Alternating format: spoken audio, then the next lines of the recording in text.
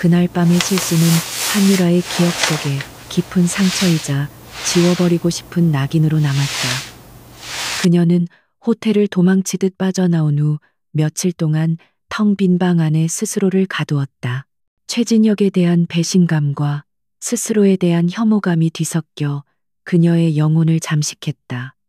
하지만 언제까지나 무너져 있을 수만은 없었다. 그녀는 텅 빈 통장을 보며 그리고 거울에 비친 자신의 퀭한 모습을 보며 이를 악물었다. 이렇게 끝낼 수는 없었다. 몇 주가 흘렀다. 유라는 최진혁과 함께 살던 아파트의 보증금을 빼서 작은 옥탑방을 구했다. 여름에는 덥고 겨울에는 추운 초라한 공간이었지만 온전히 그녀만의 공간이었다. 그녀는 과거의 흔적을 모두 지워버렸다. 진혁과 함께 찍은 사진, 그가 사준 선물, 심지어 그와 관련된 모든 연락처까지, 그리고는 독하게 일에만 매달렸다. 프리랜서 인테리어 디자이너로서 그녀는 밤낮을 가리지 않고 의뢰를 받아 처리했다. 몸이 고되면 잡념이 사라질 것이라 믿었다. 공사 현장의 먼지를 뒤집어 쓰고 까다로운 고객의 요구에 머리를 숙이며 밤새도록 설계도와 씨름했다. 그녀의 통장 잔고는 조금씩 늘어갔지만 마음속의 공허함은 채워지지 않았다. 특히 고된 하루를 마치고 텅 빈 옥탑방으로 돌아올 때면 지독한 외로움이 파도처럼 밀려왔다. 그럴 때마다 그날 밤 이름 모를 남자의 품에서 느꼈던 낯선 위로가 희미하게 떠올랐다가 그녀는 곧 고개를 저으며 그 기억을 떨쳐냈다. 그러던 어느 날부터인가 그녀의 몸에 이상 신호가 찾아오기 시작했다. 평소보다 쉽게 피로해졌고 속이 메스꺼워 아침마다 헛구역질을 하기 일쑤였다. 처음에는 과로와 스트레스 때문이라고 대수롭지 않게 넘겼다. 하지만 증상은 점점 심해졌다. 중요한 고객과의 미팅 중에 갑자기 속이 뒤집혀 화장실로 달려가야 했고 좋아하던 음식 냄새만 맡아도 구역질이 났다. 불길한 예감이 엄습했다. 설마 아닐 거야. 단 한 번의 실수였을 뿐인데. 그녀는 애써 불안감을 억누르며 부정했다. 하지만 그녀의 몸은 계속해서 낯선 신호를 보내왔다. 그러던 어느 날 오후 공사 현장에서 자재를 확인하던 중 그녀는 눈앞이 아찔해지며 현기증과 함께 그대로 주저앉고 말았다. 현장 인부들의 걱정스러운 외침을 들으며 그녀는 더 이상 현실을 외면할 수 없다는 것을 깨달았다. 그날 저녁 유라는 떨리는 손으로 약국에서 사온 임신 테스트기를 확인했다. 화장실의 차가운 타일 바닥 위에서 그녀는 초조하게 결과를 기다렸다. 1분, 2분, 시간이 영원처럼 길게 느껴졌다. 마침내 결과 창에 나타난 것은 그녀가 가장 두려워했던 선명한 두 줄의 선이었다. 손에 들고 있던 테스트기가 바닥으로 떨어졌다. 아니야, 이건 꿈일 거야. 그녀의 세상이 다시 한번 무너져 내리는 소리가 들렸다. 며칠을 끙끙 앓던 그녀는 결국 용기를 내어 작은 산부인과를 찾았다. 병원 대기실은 행복에 겨운 예비 부부들로 가득했다. 남편의 다정한 보살핌을 받는 아내들의 모습을 보며 유라는 홀로 앉아있는 자신이 너무나도 초라하고 외롭게 느껴졌다. 자신의 이름이 호명되었을 때 그녀는 마치 사형장으로 끌려가는 죄수처럼 무거운 발걸음을 옮겼다. 진료실에 들어서자 인상 좋은 중년의 여의사가 그녀를 맞았다. 어디가 불편해서 오셨어요? 의사의 질문에 유라는 차마 임신인 것 같다는 말을 꺼내지 못하고 그저 요즘 몸이 좋지 않다고 둘러댔다. 의사는 그녀의 상태를 살피더니 초음파 검사를 해보자고 했다. 차가운 제리배에 발라지고 초음파 탐촉자가 그녀의 배위를 움직이기 시작했다. 유라는 차마 모니터를 쳐다보지 못하고 눈을 질끈 감았다. 한유라 씨, 마지막 생리가 언제였죠? 의사의 목소리는 차분했다. 유라가 힘겹게 날짜를 대답하자 의사는 잠시 모니터를 들여다보더니 이내 확신에 찬 목소리로 말했다. 네, 임신 맞으시네요. 여기 아기집이 보여요. 그 말에 유라의 심장이 쿵 내려앉았다. 올 것이 왔구나.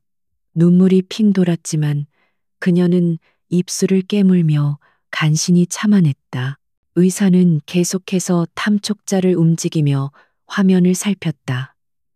그런데 갑자기 의사의 표정이 미묘하게 변했다.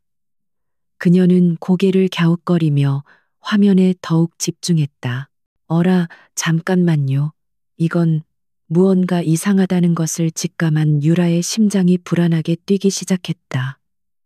혹시 아이에게 무슨 문제라도 생긴 것일까? 저기, 무슨 문제라도 있나요? 선생님, 유라가 떨리는 목소리로 물었다. 의사는 그녀의 질문에는 대답하지 않은 채 화면의 한 부분을 확대하며 말했다. 자, 여기 심장 소리 들리시죠? 건강하게 잘 뛰고 있네요. 쿵쿵쿵, 작지만 힘찬 심장 박동 소리가 진료실을 가득 메웠다. 난생 처음 들어보는 생명의 소리에 유라는 자신도 모르게 숨을 죽였다. 의사는 미소를 지으며 말을 이었다. 그런데 아기가 하나가 아닌 것 같네요. 자, 여기 옆에도 심장이 하나 더 뛰고 있어요. 의사가 가리키는 곳에서 또 다른 심장 박동 소리가 들려왔다. 쌍둥이, 유라의 머릿속이 하얗게 비었다. 혼자서 아이를 키워야 한다는 것도 감당하기 힘든데 쌍둥이라니. 이것은 신의 축복이 아니라 가혹한 형벌처럼 느껴졌다. 하지만 의사의 놀라움은 거기서 끝나지 않았다. 그녀는 믿을 수 없다는 표정으로 화면의 다른 곳을 가리켰다. 세상에, 이건 정말, 유라 씨, 여기 좀 보세요. 여기에도 작은 심장이 하나 더 있어요. 세 번째 심장 박동 소리가 들려오는 순간 유라는 더 이상 아무런 생각도 할 수 없었다. 새쌍둥이, 현실감이 전혀 느껴지지 않는 단어였다. 의사는 흥분을 감추지 못하며 말했다. 정말 놀랍네요. 자연 임신으로 새쌍둥이를 갖는 건 아주 드문 일이거든요. 정말 큰 축복이에요. 유라 씨, 축복. 그 단어는 유라에게 너무나도 멀고 낯설게 들렸다. 그녀의 귀에는 세 개의 심장 소리가 마치 자신의 남은 인생에 대한 사형 선고처럼 울리고 있었다. 절망감이 그녀의 온몸을 휘감았다. 어떻게 병원을 빠져나왔는지 기억나지 않았다. 그녀의 손에는 세 개의 작은 점이 찍힌 초음파 사진이 들려 있었다. 그녀는 공원 벤치에 멍하니 앉아 사진을 내려다보았다. 이 작은 점들이 이제 곧 자신의 세상 전부가 될 터였다. 최진혁에 대한 복수도 새로운 시작에 대한 희망도 이제는 다 부질없게 느껴졌다. 그녀의 앞에는 홀로 새 아이를 키워야 하는 상상조차 할 수 없는 가혹한 현실만이 놓여 있었다. 눈앞이 캄캄했다. 하지만 그때 그녀의 뱃속에서 아주 미세한 움직임이 느껴졌다. 마치 작은 물고기가 헤엄치는 듯한 부드럽고 간지러운 느낌. 그것은 아이들이 보내는 첫 번째 신호였다. 그 순간 유라의 눈에서 뜨거운 눈물이 흘러내렸다. 그것은 절망의 눈물이 아니었다. 태어나 처음 느껴보는 경이로운 감정 모성애였다. 이 아이들은 아무런 죄가 없었다. 모든 것은 어른들의 실수와 이기심 때문이었다. 유라는 흐르는 눈물을 닦고 자신의 아직은 평평한 배를 소중하게 감싸 안았다. 두려웠다. 무서웠다. 하지만 도망치고 싶지는 않았다. 그녀는 이 새 생명을 지켜야 했다. 무슨 일이 있어도 어떤 대가를 치르더라도 그녀의 눈빛이 이전과는 비교할 수 없을 만큼 단단하고 결연해졌다. 그래, 나 혼자가 아니야. 이제 우리에겐 우리가 있어. 그녀는 조용히 하지만 세상 그 어떤 맹세보다도 굳은 다짐을 했다.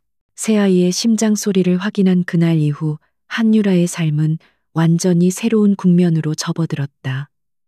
더 이상 슬픔에 잠겨 있거나 과거에 연연할 시간이 없었다. 그녀에게는 지켜야 할 세 개의 생명이 있었고, 그것은 그녀 안의 모든 잠재력을 끌어내는 강력한 동기가 되었다. 그녀는 더 이상 불안정한 프리랜서 생활에 만족할 수 없었다. 아이들에게 안정적인 미래를 제공하기 위해서는 견고한 직장이 필요했다.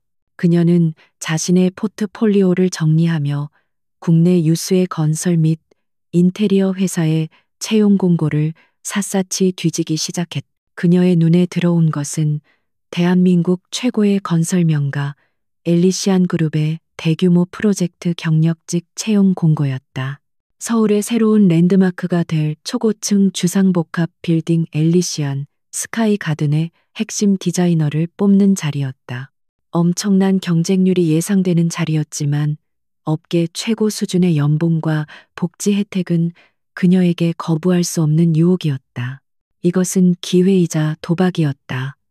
유라는 며칠 밤을 새워가며 자신의 모든 재능과 경험을 쏟아부어 지원서를 작성했다. 그녀의 독창적인 디자인 감각과 실무 경험이 풍부하게 녹아있는 포트폴리오는 수많은 지원자들 사이에서도 단연 돋보였다. 서류 전형을 통과했다는 연락을 받았을 때 그녀는 안도의 한숨을 내쉬었다. 이제 시작이었다. 그녀는 불러오는 배를 감추기 위해 품이 넉넉한 정장을 구입하고 면접 준비에 몰두했다. 면접은 여러 차례에 걸쳐 진행되었고 그 과정은 혹독했다. 날카로운 실무 질문과 압박 면접이 이어졌지만 유라는 흔들리지 않았다.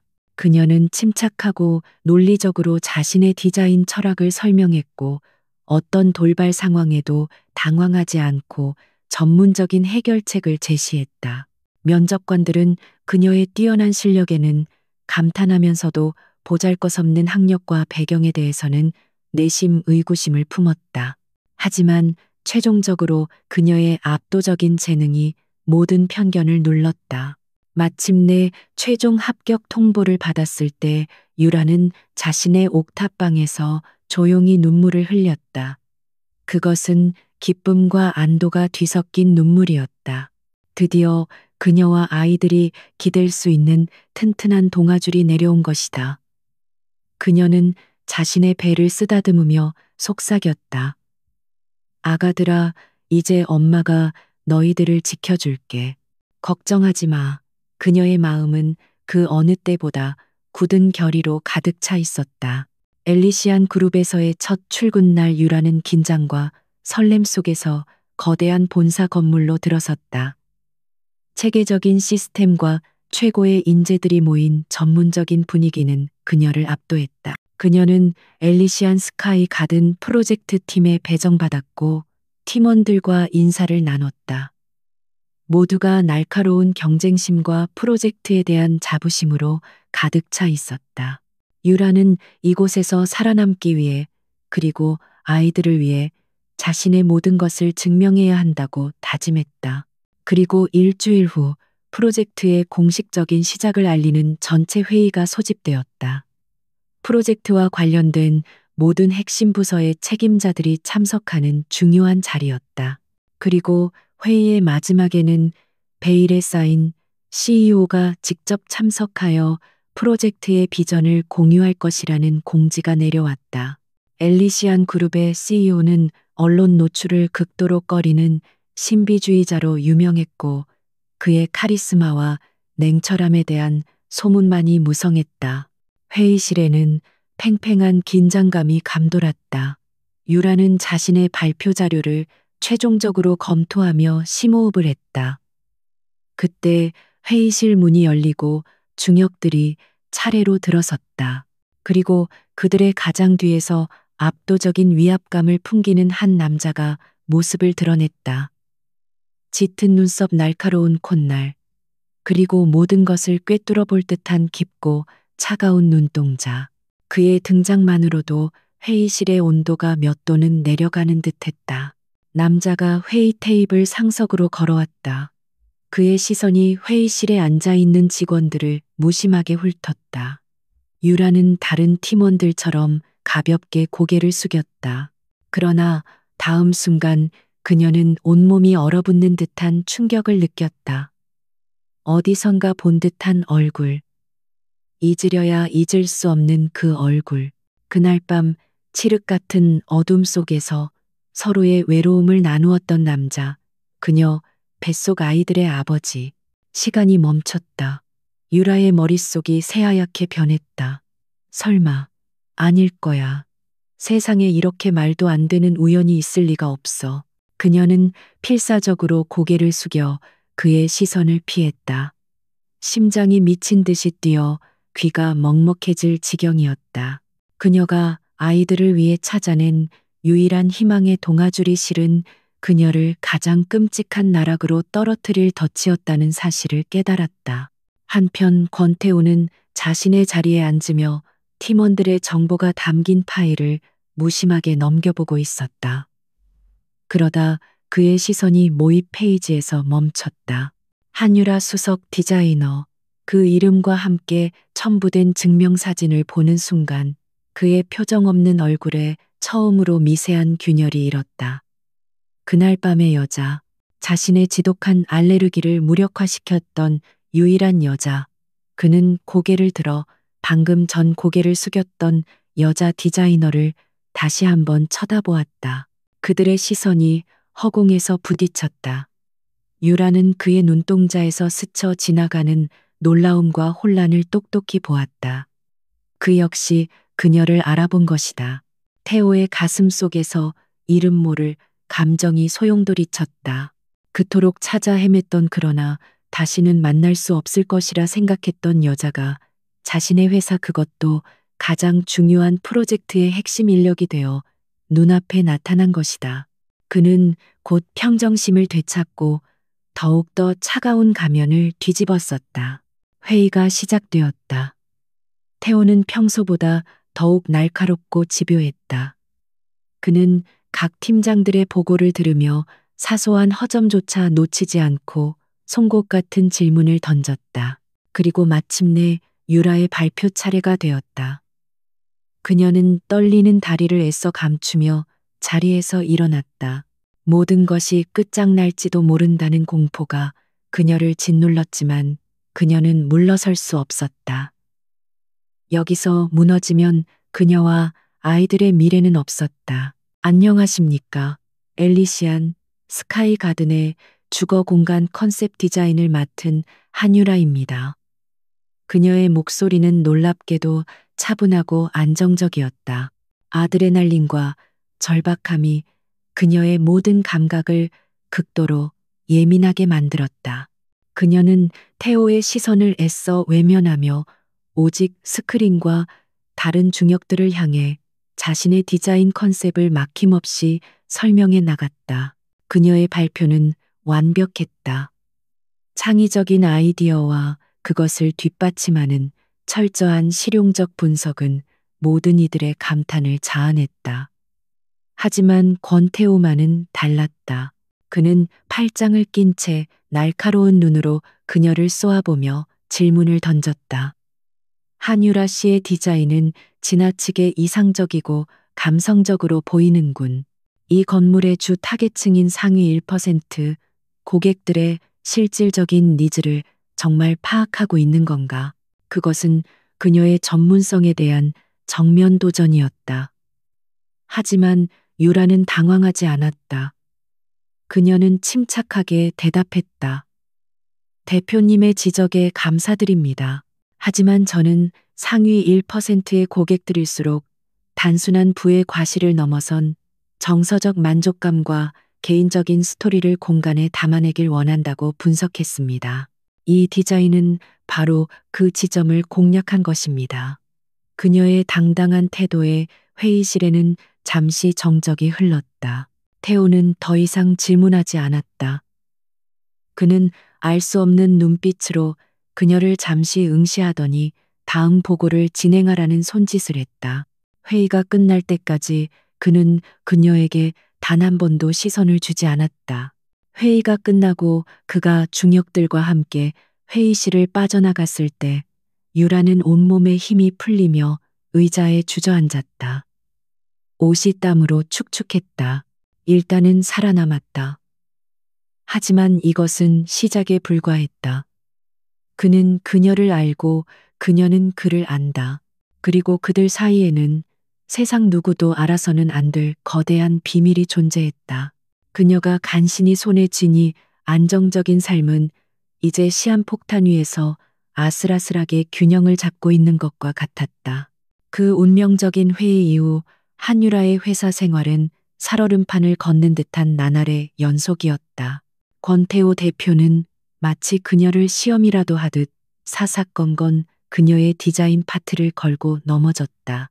그는 수시로 그녀를 자신의 사무실로 호출해 진행 상황을 보고하게 했고 그녀가 제출한 시안의 가장 미세한 부분까지 파고들며 수정을 지시했다. 그의 집요함은 다른 팀원들이 보기에도 유별날 정도였다. 대표님이 한 팀장님 실력을 정말 높게 사시나 봐. 저렇게 깐깐하게 구는 건 처음 보네. 동료들은 그의 행동을 실력에 대한 기대로 해석했지만 유라는 그것이 아니라는 것을 알았다. 그의 차가운 눈빛 너머에는 그녀의 비밀을 파헤치려는 듯한 날카로운 탐색의 시선이 번뜩이고 있었다. 그는 그녀를 가까이에 두고 끊임없이 흔들며 그녀의 정체를 확인하고 싶어 하는 것 같았다. 유라는 그의 압박에 굴하지 않기 위해 필사적으로 버텼다. 그녀는 밤을 새워가며 그의 요구보다 더 완벽한 결과물을 만들어냈고 그의 어떤 날카로운 질문에도 막힘없이 대답했다. 그녀의 프로페셔널한 모습은 오히려 프로젝트 팀 내에서 그녀의 입지를 더욱 단단하게 만들어주었다. 하지만 아무도 그녀의 속이 새까맣게 타들어가고 있다는 사실을 알지 못했다. 문제는 다른 곳에서 터져나왔다. 시간이 흐를수록 그녀의 몸은 더 이상 비밀을 감춰주지 못했다. 입덧은 점점 더 심해져 아침마다 위액을 토해내는 것으로 하루를 시작해야 했다.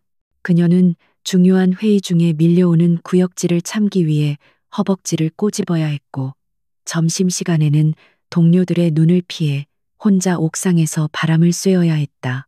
옷차림도 점점 신경 쓰이기 시작했다. 아직 눈에 띄게 배가 나온 것은 아니었지만 그녀는 본능적으로 허리 라인이 드러나지 않는 헐렁한 옷을 찾아 입었다. 한편 권태호의 내면은 복잡한 혼란으로 가득 차 있었다. 비서를 통해 알아본 한유라라는 여자의 뒷조사는 너무나도 평범했다. 고아 출신으로 어렵게 공부해 실력 하나로 인정받은 디자이너, 그리고 최근 파혼의 아픔을 겪었다는 것. 그 어디에도 특별한 점은 없었다. 하지만 그에게는 특별했다. 자신의 몸이 거부하지 않는 유일한 여자. 그 사실 하나만으로도 그녀는 그의 인생 전체를 뒤흔드는 미스터리였다. 그는 집무실 CCTV 모니터를 통해 그녀를 관찰했다. 창백한 얼굴로 회의에 집중하는 모습, 무언가 골똘히 생각할 때 자신도 모르게 배를 감싸는 손짓, 동료들이 권하는 커피를 애써 거절하는 모습, 그의 머릿속에 흩어져 있던 의심의 조각들이 서서히 하나의 그림으로 맞춰지기 시작했다. 설마, 말도 안 되는 상상이었다. 그는 애써 고개를 저었지만 그날 밤의 기억과 그녀의 현재 모습이 끈질기게 그의 이성을 파고들었다. 사건은 엘리시안 스카이 가든의 건설 현장에서 터졌다. 그날은 외부 마감재 샘플을 확인하기 위해 유라를 포함한 디자인팀 전원이 현장을 방문했다. 유라는 아침부터 컨디션이 좋지 않았지만 중요한 일정이었기에 억지로 몸을 이끌고 나왔다.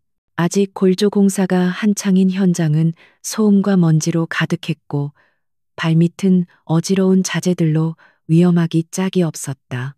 유라는 현장 소장의 안내를 받으며 공사가 진행 중인 상층부로 올라갔다.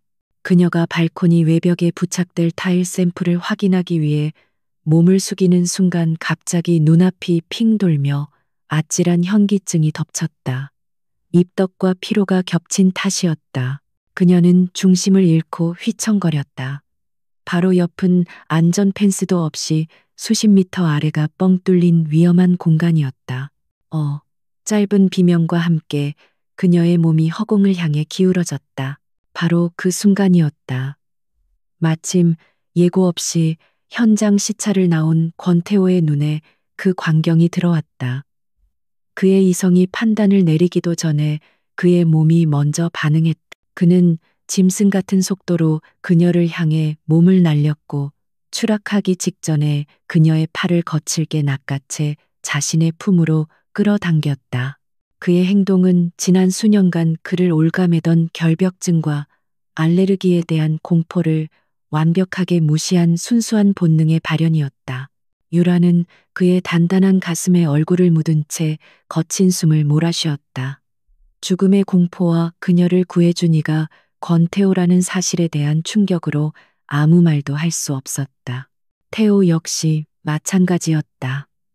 그는 자신의 손이 그녀의 가녀린 팔을 단단히 붙잡고 있다는 사실을 뒤늦게 인지했다. 늘 그를 괴롭히던 끔찍한 알레르기 반응은 없었다. 그날 밤처럼 그의 몸은 놀랍도록 평온했다. 이것은 더 이상 우연이나 착각이 아니었다. 확신이었다. 그의 시선이 그녀의 놀란 얼굴에서 그녀가 본능적으로 감싸고 있는 배로 천천히 내려갔다. 그 순간 모든 의심이 하나의 명확한 진실로 귀결되었다. 그의 눈빛이 분노인지 혼란인지 모를 차가운 불꽃으로 이글거렸다. 그는 거칠게 그녀의 팔을 놓고 아무 일도 없었다는 듯 뒤돌아 현장을 빠져나갔다. 그날 오후 유라는 비서실을 통해 대표 이사실로 오라는 호출을 받았다. 올 것이 왔다는 생각에 그녀의 심장이 차갑게 내려앉았다. 엘리시안 그룹의 최고층에 위치한 대표 이사실은 거대하고 위압적이었다. 도시 전체가 내려다 보이는 통유리창 앞에 권태호는 그림자처럼 서 있었다. 그는 유라가 안으로 들어서자 천천히 돌아섰다. 그의 얼굴에는 어떤 감정도 읽을 수 없었지만 그 침묵은 천둥보다 더 무겁게 유라를 짓눌렀다. 그는 긴 침묵 끝에 입을 열었다. 그의 목소리는 얼음처럼 차가웠다. 한유라 씨, 요즘 건강이 좋지 않아 보이는군. 오늘 현장에서의 일도 그렇고 유라는 입술을 깨물며 대답했다. 죄송합니다, 대표님. 최근 과로가 겹쳐서 잠시 현기증이 났을 뿐입니다. 업무에는 지장 없도록 하겠습니다. 그녀의 변명은 공허하게 울렸다. 태호는 그녀의 말을 가볍게 무시하며 그녀에게로 천천히 걸어왔다. 그의 위압적인 존재감에 유라는 자신도 모르게 뒷걸음질 쳤다. 그는 그녀의 바로 앞에서 멈춰서서 그녀를 똑바로 내려다보며 물었다. 과로라. 그 증상이 언제부터 시작됐지? 우리 회사에 입사하기 전부터였나? 그의 질문은 예리한 칼날이 되어 그녀의 심장을 파고들었다. 그는 한 걸음 더 다가섰다. 이제 그들의 거리는 숨결이 닿을 만큼 가까웠다. 최진혁 씨와는 언제 파혼했지? 그리고 그날 밤 우리가 함께 있었던 그날이 언제였는지 기억하나? 그는 더 이상 돌려 말하지 않았다. 그의 눈빛은 그녀의 모든 거짓말을 꿰뚫고 있었다. 유라는 더 이상 버틸 수 없었다. 그녀의 눈에 눈물이 차올랐다. 그는 마지막 확인 사살을 하듯 그녀의 배를 향해 턱짓하며 나직이 물었다. 그의 목소리에는 차가운 분노와 억누른 감정이 뒤섞여 있었다. 그 아이, 내 아이인가? 그의 질문은 마지막 방아쇠였다. 유라의 모든 방어벽이 무너져 내렸다. 그녀는 흐르는 눈물을 주체하지 못한 채 거의 들리지 않는 목소리로 그러나 분명하게 시인했다. 절망과 체념, 그리고 알 수 없는 분노가 뒤섞인 한마디. 네, 그 한마디 대답이 거대한 대표 이사실의 무거운 침묵 속으로 떨어져 내렸다. 비밀의 문이 열렸고 이제 두 사람의 운명은 걷잡을 수 없는 소용돌이 속으로 휘말려 들어가기 시작했다. 한유라의 짧은 긍정은 거대한 대표의 사실에 모든 공기를 얼려버리는 듯했다. 권태호는 한동안 아무 말도 하지 않았다. 그의 얼굴은 여전히 감정을 읽을 수 없는 가면을 쓰고 있었지만 그의 내면에서는 지진이라도 일어난 듯한 거대한 충격과 혼란이 휘몰아치고 있었다. 아이, 그것도 셋, 여자를 만지지도 못하는 자신이 하룻밤의 실수로 새 아이의 아버지가 되었다. 이 얼마나 지독하고 아이러니한 운명의 장난인가. 그는 창가로 걸어가 도시의 스카이라인을 내려다보았다. 수많은 빌딩들이 그의 발 아래 펼쳐져 있었지만 단 한 번도 그의 세상을 통제하지 못한다고 느껴본 적이 없었다. 그러나 지금 그는 자신의 인생이 더 이상 자신의 것이 아니게 되었음을 직감했다. 분노가 치밀었다. 계획에 없던 변수 통제 불가능한 미래. 하지만 그는 권태호였다. 감정에 휘둘리기보다는 언제나 가장 합리적이고 효율적인 해결책을 찾아내는 남자. 길고 무거운 침묵 끝에 그가 마침내 몸을 돌려 유라를 마주했다. 그의 목소리는 이전보다 한층 더 낮고 건조해져 있었다. 알겠다. 그는 더 이상 사실관계를 따져 묻지 않았다. 대신 그는 마치 중요한 비즈니스 계약을 제안하는 것처럼 말을 이었다. 내가 책임지겠다. 아이들에게는 아버지가 필요하고 세상의 비난으로부터 보호해줄 울타리가 필요할 테니. 유라는 그의 말에 고개를 들었다. 책임. 그 단어가 낯설게 들렸다.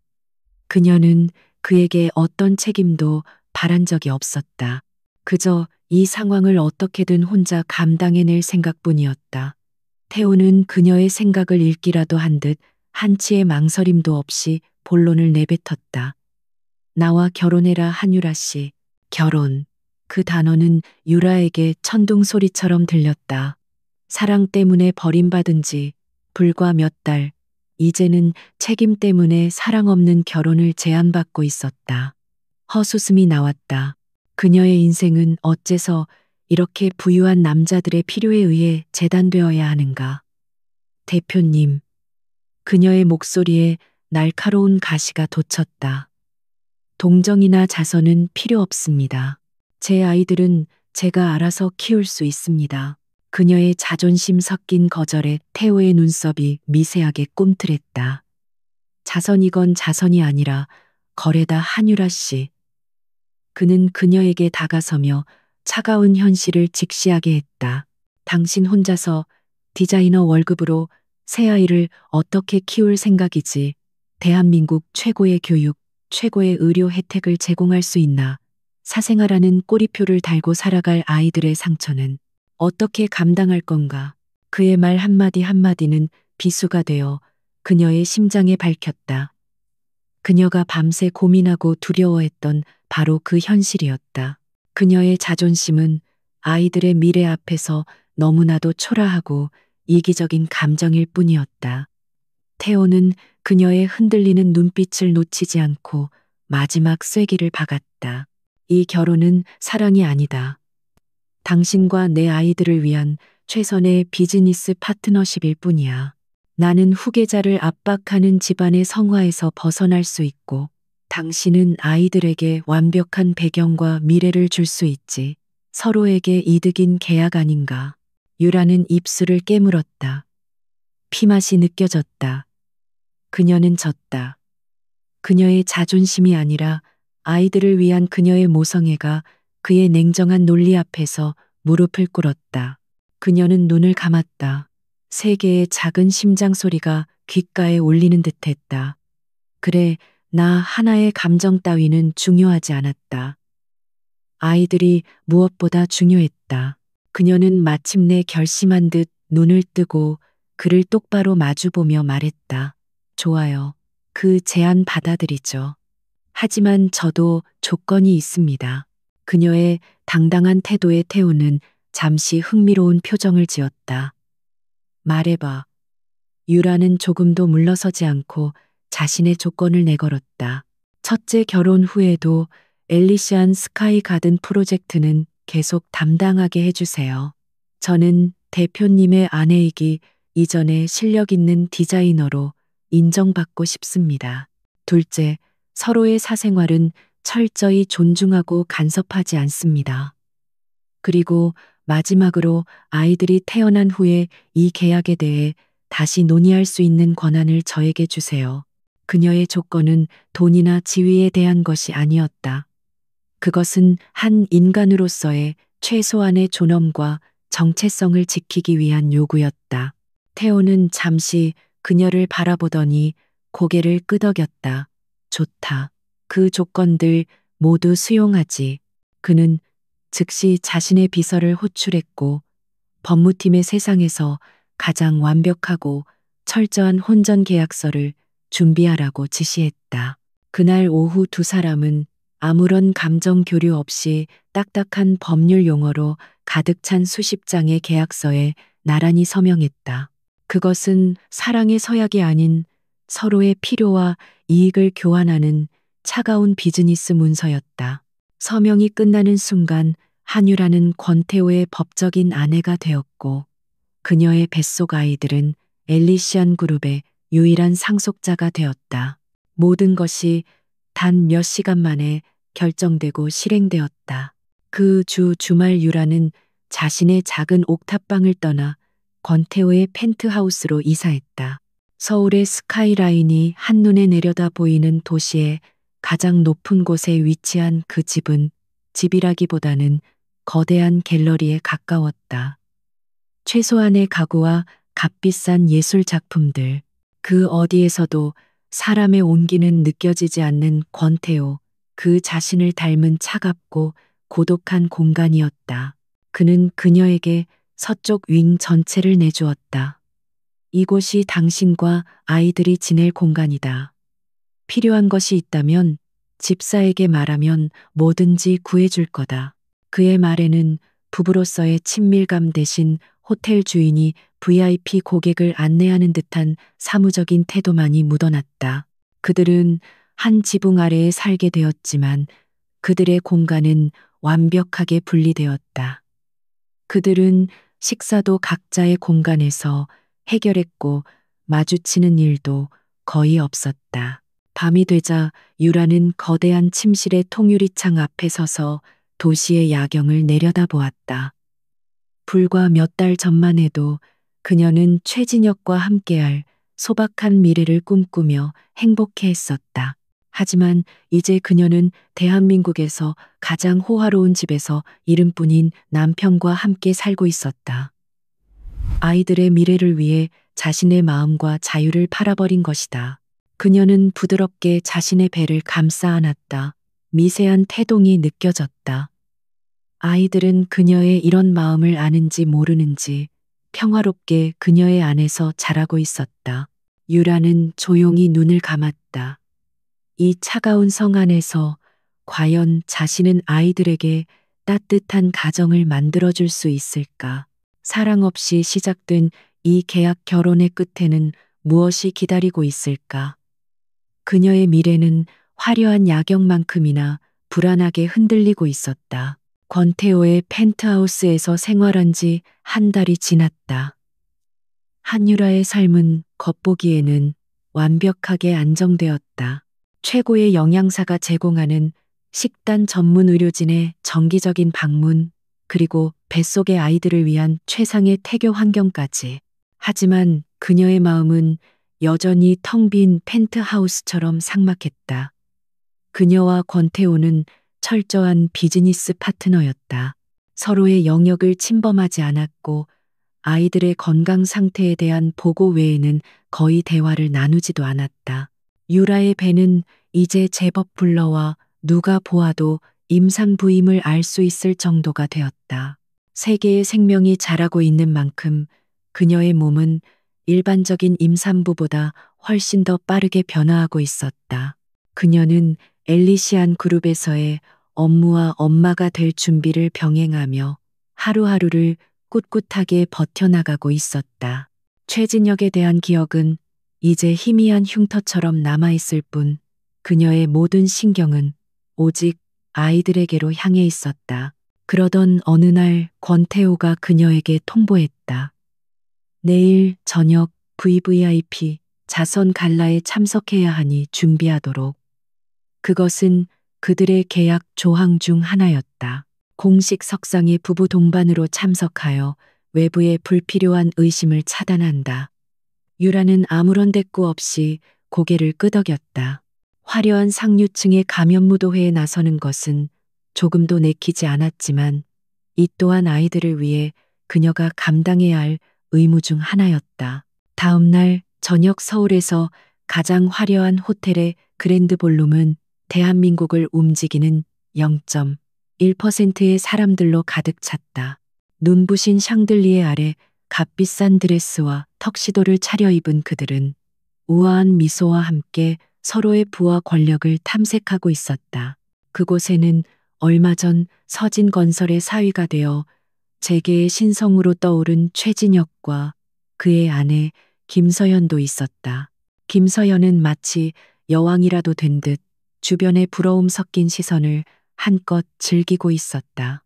최진혁은 만족감에 취해 있었다.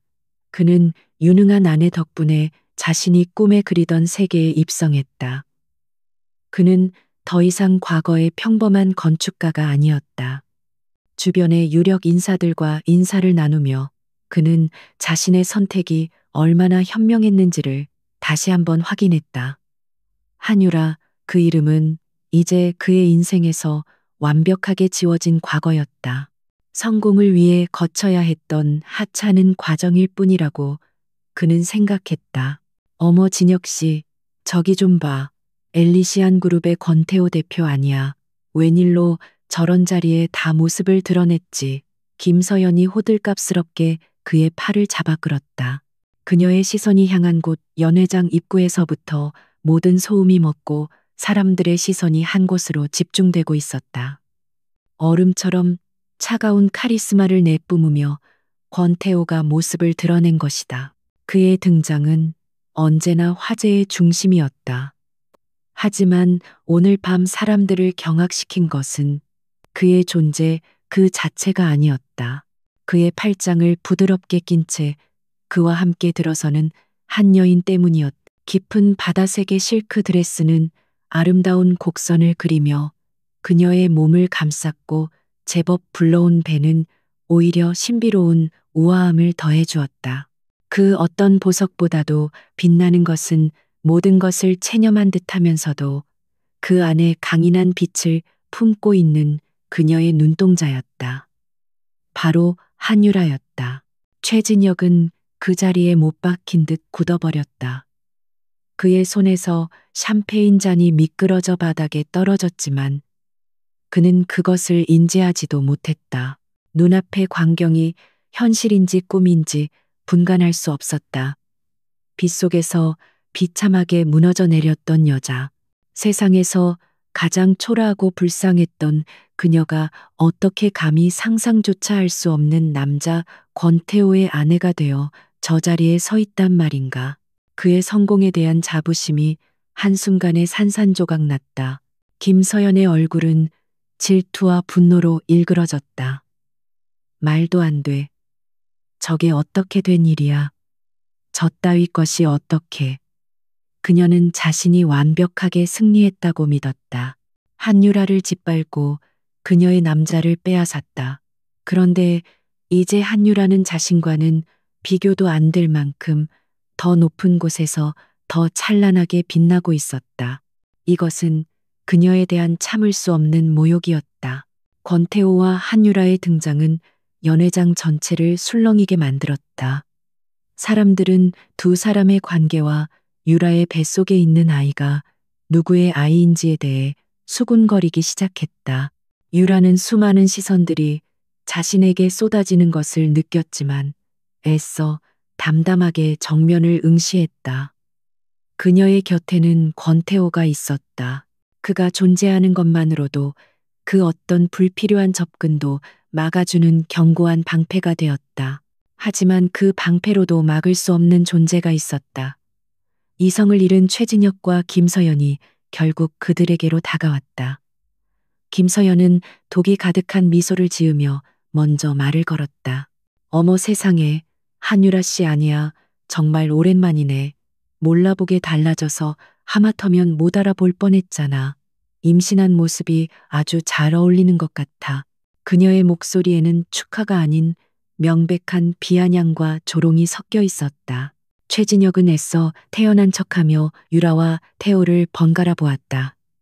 그의 눈에는 숨길 수 없는 질투와 혼란 그리고 알 수 없는 소유욕이 번뜩였다. 정말 놀랍군 유라야. 어떻게 권 대표님 정말 대단한 분을 아내로 맞으셨습니다. 그의 말은 축하를 가장한 탐색이었다. 그는 이 말도 안 되는 상황의 진실을 캐내고 싶었다.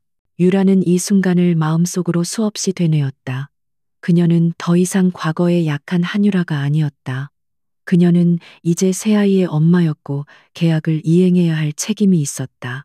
그녀는 희미하게 미소를 지으며 침착하게 대답했다. 고마워요. 김서연 씨, 최진혁 씨. 두 분도 잘 지내시는 것 같아 보기 좋네요.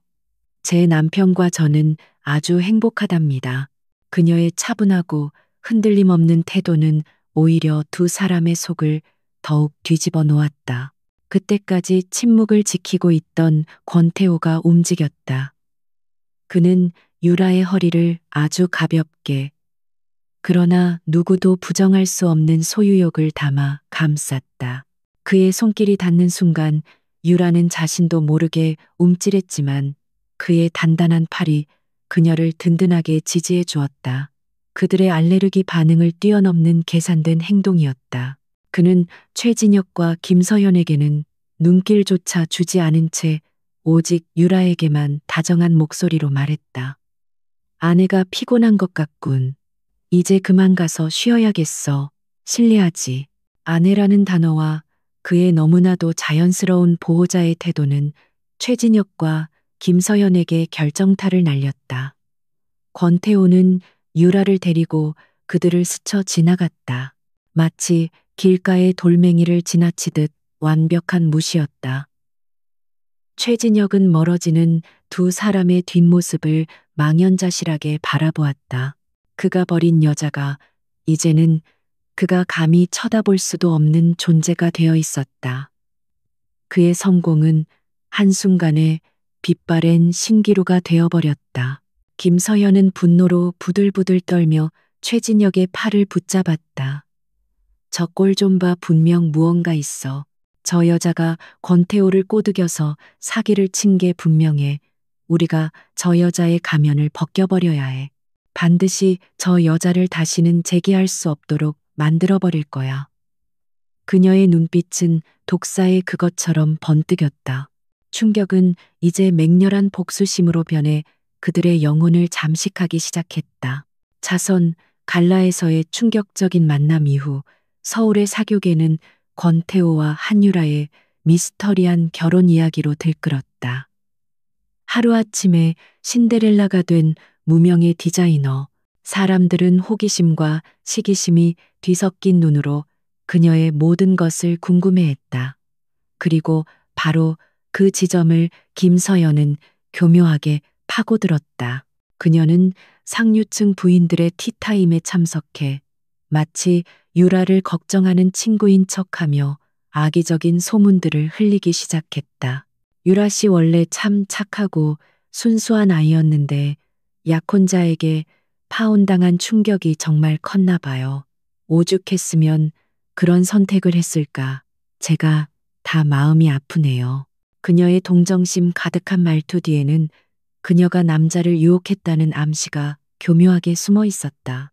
권 대표님처럼 세상을 다 가진 분이 왜 하필 그녀와 아이 문제만 아니었다면 어쩔 수 없이 책임지시는 거겠죠. 소문은 날개를 단 듯 순식간에 퍼져나갔다. 한유라는 가난을 벗어나기 위해 재벌의 아이를 임신하여 발목을 잡은 영악한 여자가 되어 있었다.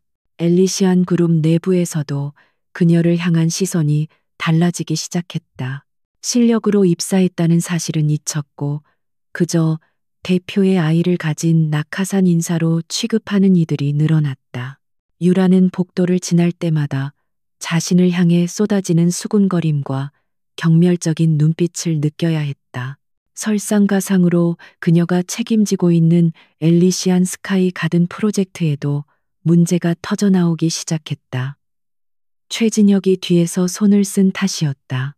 그는 서진 건설의 영향력을 이용해 자재 납품업체에 압력을 넣어 미세한 불량품을 섞어 납품하게 만들었고 하청을 받은 인테리어 시공팀을 매수해 의도적으로 공사를 지연시켰다. 겉으로 보기에는 사소한 실수나 일정 차질처럼 보였지만 그것들은 모두 유라의 관리 능력과 전문성을 공격하기 위한 치밀한 함정이었다. 유라는 하루가 멀다 하고 터지는 문제들을 해결하기 위해 동분서주해야 했다. 현장을 지키느라 끼니를 거르는 일은 다반사였고 밤늦게까지 사무실에 남아 문제의 원인을 분석하고 대책을 세워야 했다. 불러오는 배는 점점 더 무거워졌고 새아이를 품은 몸은 쉽게 지쳤지만 그녀는 쓰러질 수 없었다. 여기서 무너지면 김서연과 최진혁이 원하는 대로 되는 것이었다. 그녀는 자신의 실력과 아이들의 명예를 위해 싸워야 했다.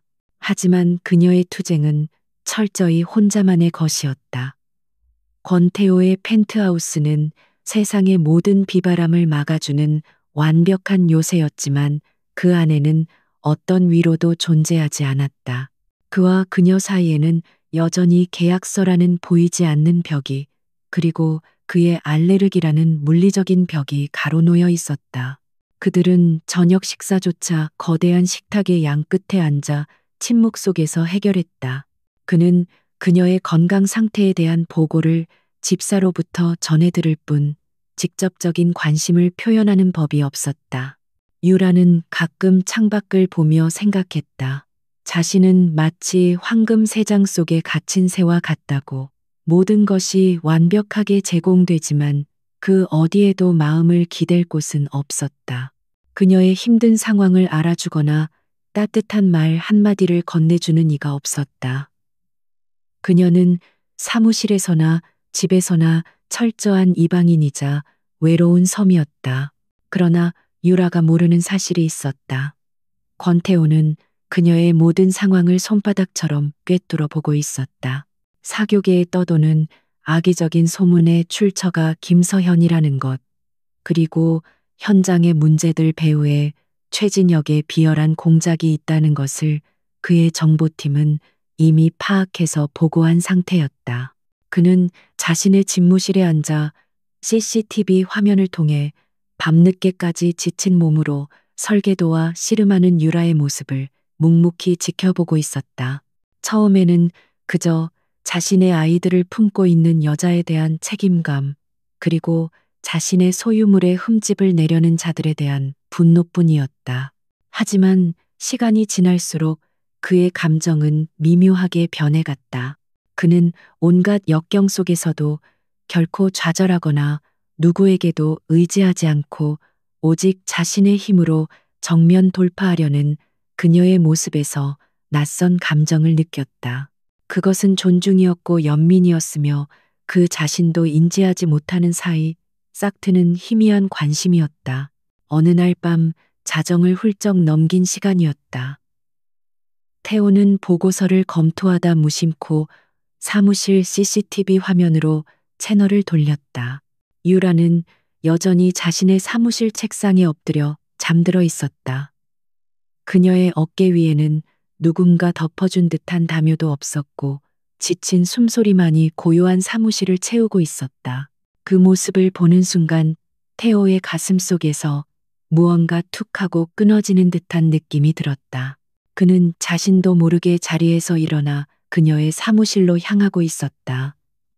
하지만 사무실 문 앞에서 그는 걸음을 멈췄다. 그녀에게 다가가 담요를 덮어주는 상상을 하는 것만으로도 손목 안쪽이 근질거리는 알레르기의 전조 증상이 느껴졌다. 그는 주먹을 꽉 쥐었다. 그는 그녀를 만질 수 없었다. 그는 그저 멀리서 지켜볼 수밖에 없는 무력한 관찰자였다. 그는 돌아서서 자신의 비서에게 문자를 보냈다. 한유라 팀장 사무실의 난방 온도를 높이고 그녀가 깨지 않게 조용히 담요를 가져다 줘. 그는 직접적인 위로나 도움 대신 자신만의 방식으로 그녀를 보호하기 시작했다. 다음 날 아침 그는 긴급 임원 회의를 소집했다.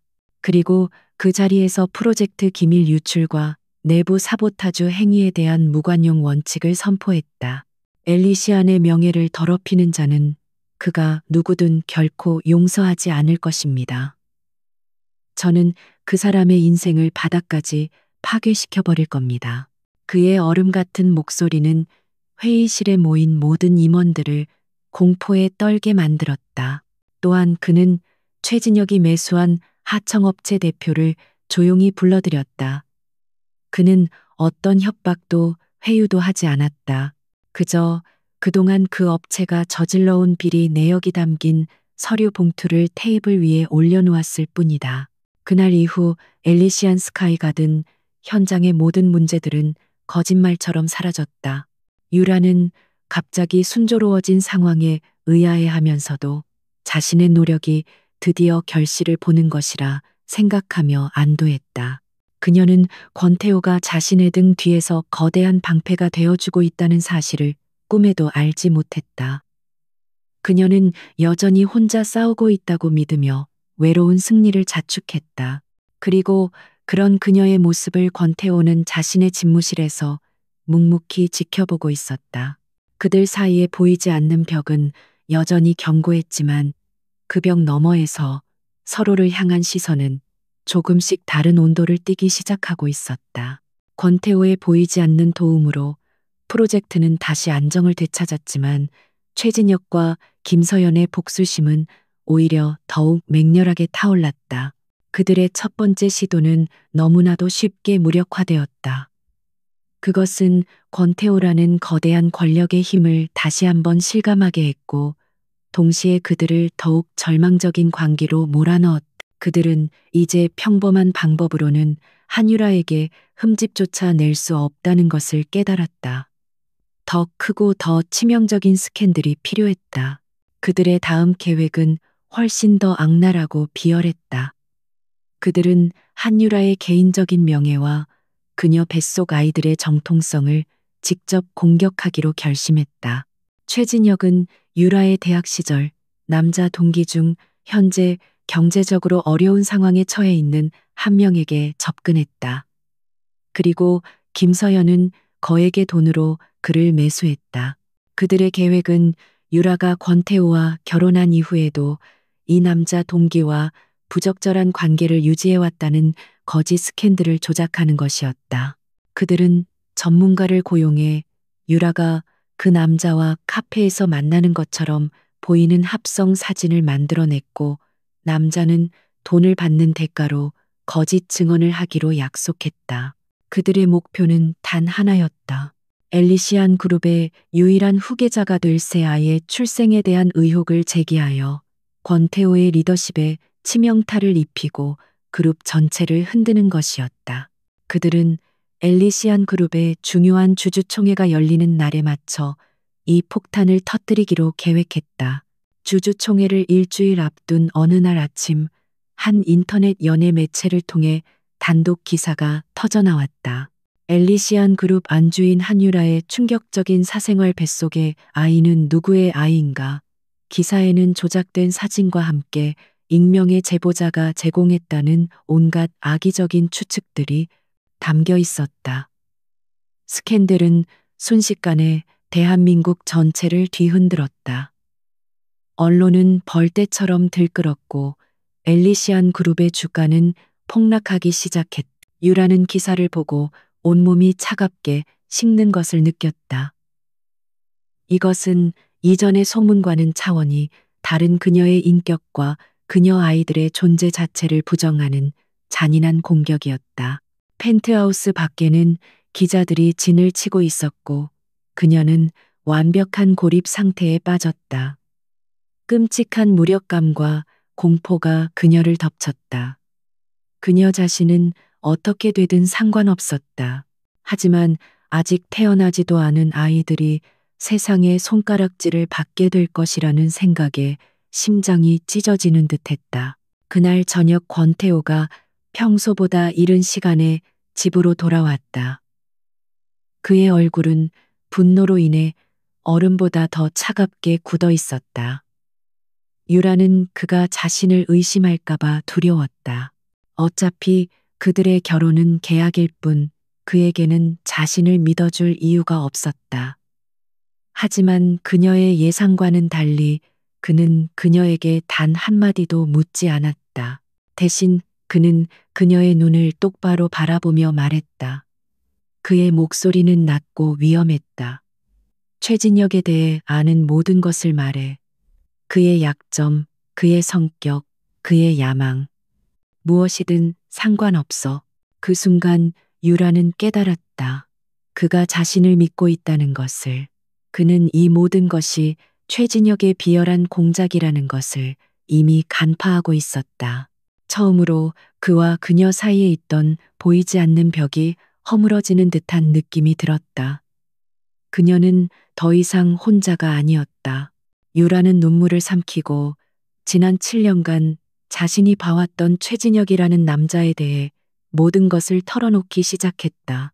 그의 성공에 대한 집착 과정보다는 결과를 중시하는 성향, 그리고 과거 프로젝트에서 동료의 아이디어를 가로챘던 일화까지. 그날 이후 권태호의 반격이 시작되었다. 그는 엘리시안 그룹의 모든 역량을 총동원했다. 그의 정보팀은 김서연과 언론사, 그리고 매수된 남자, 동기 사이의 자금 흐름을 역추적해 증거를 확보했다.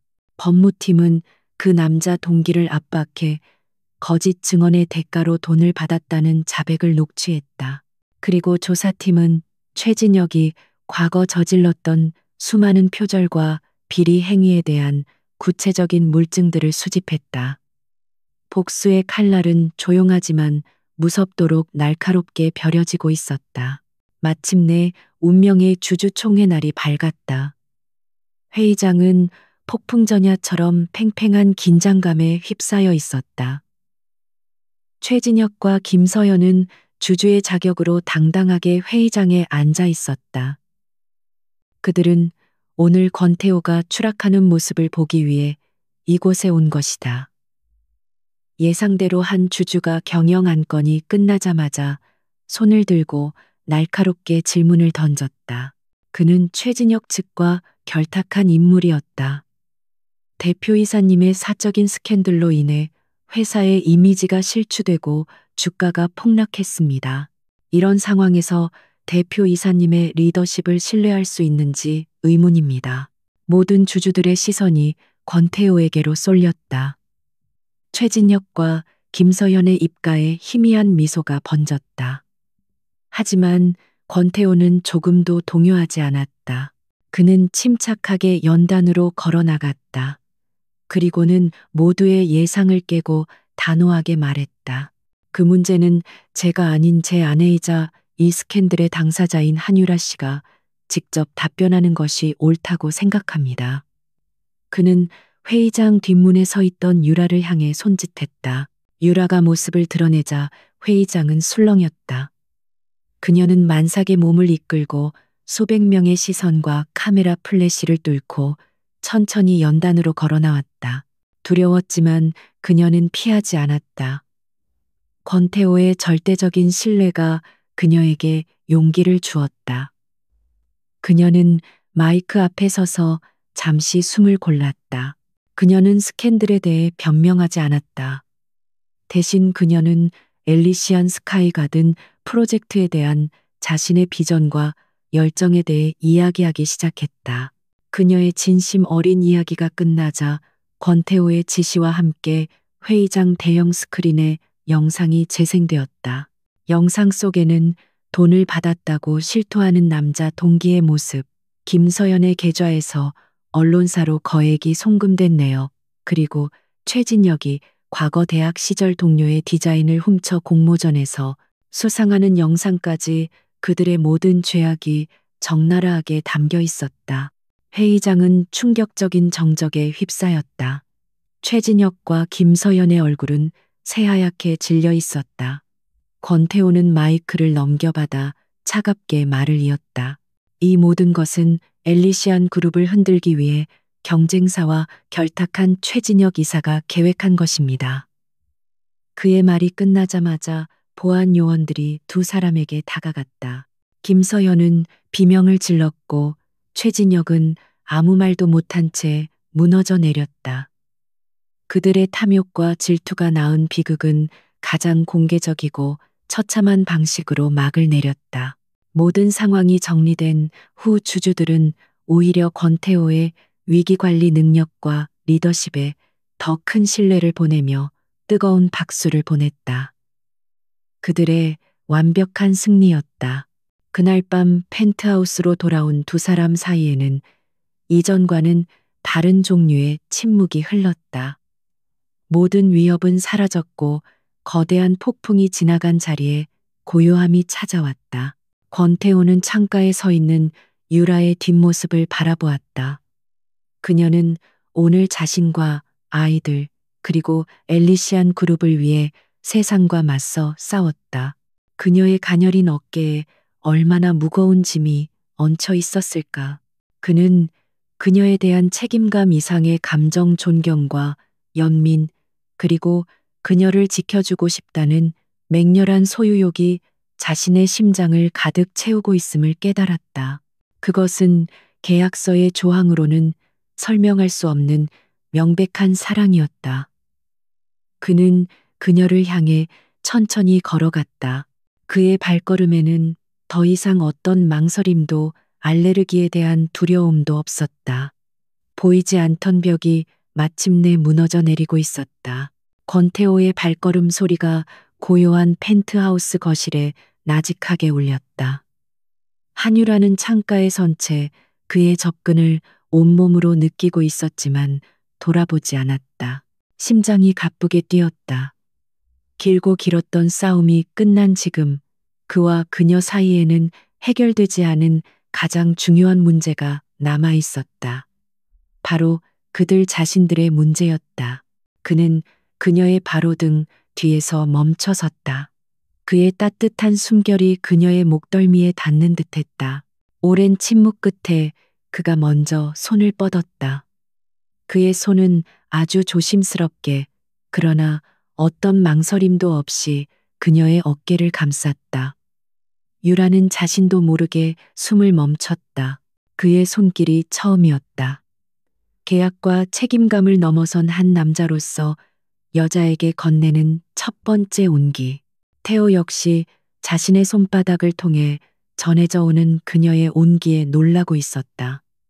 그를 평생 올감했던 끔찍한 알레르기 반응은 없었다. 오직 심장을 가득 채우는 애틋함과 보호 본능만이 존재할 뿐이었다. 그는 그녀를 부드럽게 자신 쪽으로 돌려 세웠다. 마침내 마주보게 된 두 사람. 유라의 눈에는 두려움과 안도 그리고 질문이 뒤섞여 있었다.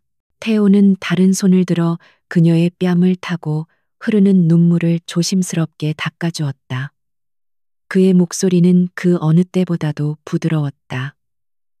고마워, 모든 것에 대해. 그리고 미안해. 내가 틀렸어. 이건 더 이상 계약이 아니야. 적어도 나에게는. 그의 서툰 고백에 유라가 애써 붙잡고 있던 마지막 이성의 끈이 끊어졌다. 그녀는 그의 품에 얼굴을 묻고 소리내어 울기 시작했다. 그동안 겪었던 모든 서름과 아픔, 외로움이 눈물이 되어 터져 나왔다. 태호는 그녀를 자신의 품에 단단히 끌어안았다. 그녀의 슬픔을, 그녀의 상처를 자신의 온기로 모두 감싸주고 싶었다. 그들은 그렇게 한참 동안 서로를 부둥켜 안고 있었다. 차갑고 텅 비었던 펜트하우스에 마침내 사람의 온기가 돌기 시작했다. 그날 이후 두 사람의 관계는 기적처럼 변해갔다. 계약서는 더 이상 의미가 없었다. 그들은 진짜 부부가 되어가고 있었다. 태호는 가능한 모든 시간을 집에서 유라와 함께 보냈다. 그는 그녀와 함께 저녁을 먹었고 아이들을 위해 꾸며진 방을 함께 둘러보았으며 그녀의 무거워진 몸을 걱정하며 산책에 동행했다. 그의 얼굴에서는 냉기가 사라지고 그 자리에 다정한 미소가 자리 잡기 시작했다. 가장 놀라운 변화는 그의 알레르기였다. 유라와 함께 있는 시간이 길어질수록 그의 증상은 거짓말처럼 사라져갔다. 그는 이제 아무런 문제 없이 그녀의 손을 잡을 수 있었고 그녀를 안아줄 수 있었다. 어느 날 밤 그는 마침내 자신의 가장 깊은 상처를 그녀에게 고백했다. 어린 시절 그가 유일하게 믿고 따랐던 부모에게 끔찍한 배신을 당했던 기억. 그 충격으로 인해 그의 몸과 마음이 모든 여성을 적으로 인식하게 되었던 것이었다. 그의 아픈 과거를 들으며 유라는 그의 뺨을 감싸고 조용히 눈물을 흘렸다. 그녀는 이제 그의 모든 것을 이해할 수 있었다. 그의 차가움, 그의 고독, 그리고 그의 상처까지도 그녀의 따뜻한 위로 속에서 태호는 비로소 길고 길었던 과거의 악몽에서 완전히 벗어날 수 있었다. 그녀는 그의 유일한 치유제였다. 몇 달 후 유라에게 진통이 찾아왔다. 태호는 한치의 망설임도 없이 그녀를 안아들고 병원으로 향했다. 한때 여자의 손길조차 두려워했던 그는 이제 아내의 손을 굳게 잡고 그녀의 곁을 지키고 있었다. 길고 힘든 진통 끝에 마침내 세상에 새로운 생명들이 태어났다. 건강한 두 아들과 예쁜 딸, 새아이의 우렁찬 울음소리가 분만실을 가득 메웠다. 태호는 자신의 아이들을 처음 품에 안았을 때 난생 처음 느껴보는 벅찬 감정에 눈물을 흘렸다. 너무나도 작고 소중한 생명들. 그는 이 아이들과 그리고 이 모든 기적을 선물해준 아내 유라를 자신의 목숨보다 더 사랑하게 될 것임을 깨달았다. 그들의 진짜 가족이 시작되는 순간이었다. 시간이 흘러 2년 후 한유라가 디자인한 엘리시안 스카이 가든은 서울의 새로운 랜드마크로 자리 잡았고 그녀는 대한민국에서 가장 주목받는 디자이너가 되었다. 하지만 그녀에게 가장 중요한 것은 화려한 명성이 아니었다. 그녀의 세상은 이제 온전히 그녀의 가족으로 채워져 있었다. 따스한 햇살이 내리쬐는 주말 오후 그들의 집거실은 아이들의 웃음소리로 가득했다. 장난감 블록을 가지고 놀다 다투는 두 아들과 아빠의 무릎에 앉아 동화책을 보는 딸, 그리고 그 모습을 더없이 행복한 미소로 바라보는 유라와 태호. 한때 갤러리처럼 차갑기만 했던 공간은 이제 사랑과 온기로 가득한 따뜻한 보금자리가 되어 있었다. 권태호는 더 이상 세상이 두려운 고독한 CEO가 아니었다. 그는 다정한 남편이자 아이들에게는 세상에서 가장 재미있는 친구 같은 아빠였다. 유라는 자신의 옆에서 아이들과 함께 웃고 있는 남편을 바라보았다. 지독한 배신과 절망의 끝에서 만난 운명. 사랑 없이 시작되었지만 결국 세상 그 어떤 사랑보다도 단단하고 깊은 사랑으로 완성된 그들의 이야기. 유라는 조용히 태호의 손을 잡았다. 그가 돌아보며 그녀의 눈을 마주했다. 그의 눈에는 변함없는 사랑과 신뢰가 가득 담겨 있었다. 그들은 더 이상 아무 말도 필요 없었다. 비바람이 몰아친 후에야 땅은 더욱 굳어지는 것처럼 그들의 사랑은 수많은 시련을 겪고 나서야 비로소 영원한 행복을 찾았다. 새 아이의 제잘거림 속에서 그들의 완전한 행복은 찬란한 햇살처럼 빛나고 있었다.